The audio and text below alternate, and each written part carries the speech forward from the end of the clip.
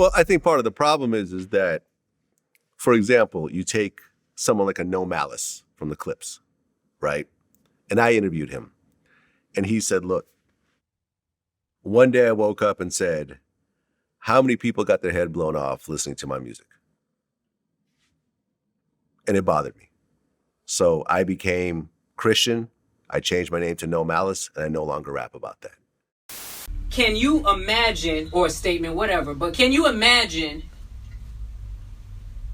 how many people went to jail listening to the things that I said? Forget everybody else, you know, and other rappers and other groups. Think about how many times people got pulled over, went to jail, my record playing in the car. Think about how many times somebody's head was blown out, you know, and the theme music still playing or whatever. Because I know I liked who I listened to and wash my car to it, you know, pump my gas in it, and it was just the theme music to my life. So you create that vibe. You definitely create that vibe. This isn't an opinion.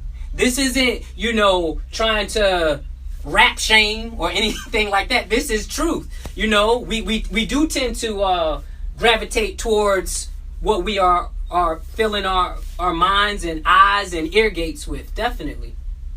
And I don't know anyone who could deny that. So when someone like that puts out a message like that, you're like, okay, he actually is putting some weight behind his words, and he's actually changing his content.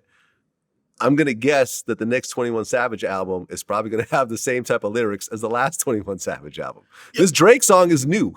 So, and he's talking about shooting people in the song. So you could say, oh, it's just entertainment, it's just lyrics, but we all know what it's like to listen to that type of shit and the effect that has on people. Even me, like, you know, you get pumped up, you feel violent, you feel like you want to do some of that shit. It just is what it is.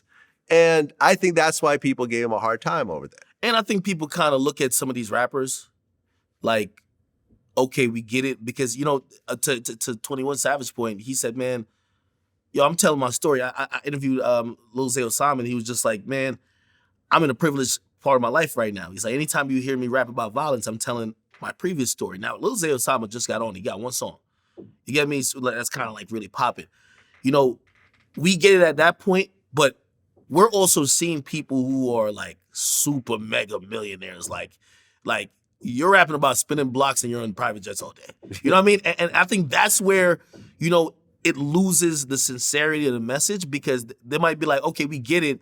Like, we get it when 21 just came out of the hood, but now they're thinking like, well, if you really mean that, you're really rich and successful, you don't necessarily have to do that. But in reality, what fans want, and I remember saying this way back about 21 when he was just like, yo, he was diversified. And I said, nah, you better keep rapping about that gangster shit, because that's what fans want. Right. I don't know if these artists could change their message. You know what I mean? Like, if these artists, like say a Meek Mill, say a 21, say they change their message to, yo, listen, man, let's just go for peace, put the guns down. You know what the fans gonna say? Yo, these niggas are lame now. He got soft. Well, I mean, look what happened to the Clips. Who is the most poppin' member in the Clips? Is it No Malice or is it Pusha T? Nah, Pusha, man. Still Pusha T. I believe I think when he performed in Virginia with Pharrell, he literally had like on his set, like, got the bricks of cocaine. Yeah. I mean, I know it wasn't real bricks of cocaine, but obviously that was the imagery that he was trying to portray out there. Let me ask you this question then. So, because another part of this that I kind of understood with 21, because I did the war in Chiraq, and I was like, I remember when someone said to me, people died because of you. And I said, damn, like, you tell me because I did this series, people died? It's a very heavy weight to carry. And I think the reason why 21 was kind of like responding so vehemently, he's like, well, despite what you might say, and even if I'm glorifying it, it's kind of art still. Yeah. And if you're saying that I'm the reason, you know, like, I think with hip hop, taking accountability for the side effects of what music does, it's always been hard. Back in the day, when they used to, y'all remember when they had Cameron and Dame Dash on Bill O'Reilly? You know what they said? What about the parents? Mm-hmm. So it's always the blame game, right? It's never like, yo, well, you know, maybe the violence is up because I'm making a lot of great murder music. You know what I mean? Nobody's going to say that, right? You know what they're going to say? Well, listen, somebody should be smart enough and intellectual enough to know not to commit a murder or violence because they're listening to a song that sounds good over 808 beat, right? So no one's really ever going to take responsibility of it. I know music ain't the only reason why this is going on, but it's definitely a part of it. And so I always say it's shared responsibility.